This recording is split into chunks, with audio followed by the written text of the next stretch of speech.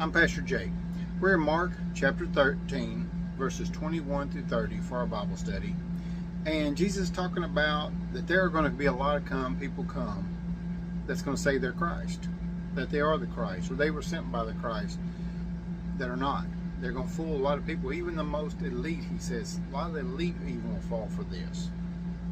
He said, but don't fall for this. He said, during these times, there's going to be days of tribulation. He said, the sun will be darkened, the moon shall not shine light. A lot of people think this is what's going to happen with the rapture, but this is not what he's saying here. The reason why, because I'm fixing to give you a key to this. Because after he's talking about, he said, he will call the angels from the four winds. The Son of Man shall come in a cloud of great power and glory.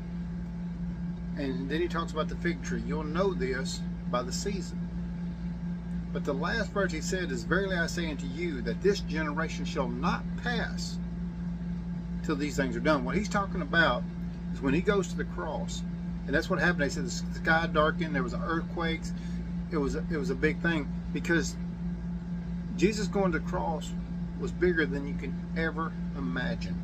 Not just here on earth, but in the heavens. It was the most powerful thing that God could ever do. And that's what happened, because like I said, we know this because they said that in the end of Matthew and Mark and John, it talks, Luke and John, it talks about that the earth shook. There was even people come out of the graves. You know, prophets and them came out of the graves and were talking to people in town. This was no little bitty thing that happened. We keep thinking he died, they put him down, wrote him in a tomb. It wasn't like that. It was more powerful. The Son of God, he went to that cross, and at that time he took back the kingdom. He went down to the gates of hell that night and took the kingdom back.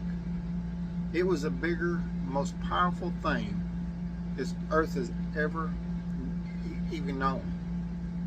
And we don't think about it like that. We just seen, you know, we've seen the movies, we can see, you know, a little bit of what through the scriptures, but there's more deep to it. That's what he's trying to explain here. There was more to this than just him dying on the cross. He became authority over the earth, the heavens. And it's just amazing that, you know, we kind of miss this a little bit. But he talks about this generation because it happened during that generation, excuse me. And like I said, he is the Son of God.